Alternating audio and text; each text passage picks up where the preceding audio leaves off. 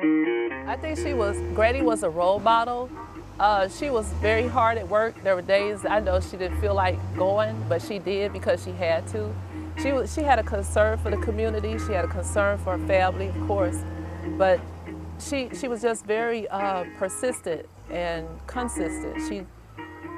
She put others before herself, and she gave it her all to make sure that people had food, that people had shoestrings, whatever they needed. She kept the store open just because of that, no matter what. So she sacrificed a lot of things that she wanted at that time, always dreamed of, going places, but she chose to keep the store open to make sure that everybody had what they needed before she did.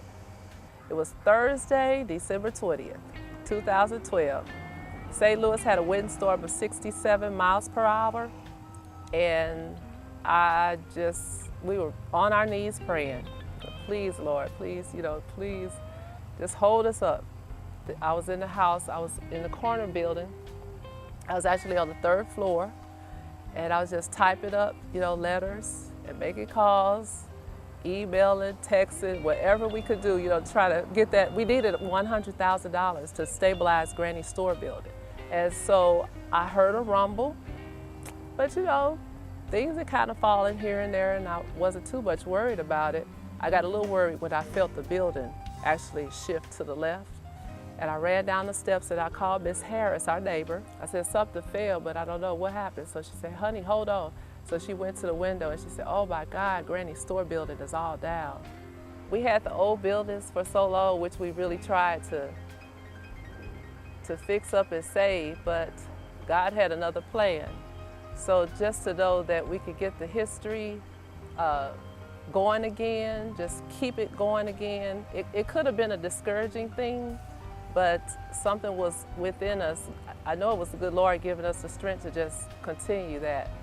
So just to see the new building, the new Tillie's Corner Butterfly House designed by Mr. Crow and E.M. Harris, and all the subcontractors and everybody taking apart, it is hope that it will encourage the community that, we can rebuild, we can stick together, we can do things together. The Tillie's Corner Butterfly House will be the first. We'll have an office in there to operate Tillie's Corner. And then we would like to implement the community garden where the corner house stood. And then from there, we would like to build the memorial gate to stand exactly where the store was. Perhaps it would be an entrance into the Tillie's Corner properties. And then on the other side, the big lot, to put a playground. Granny founded the store in 1948.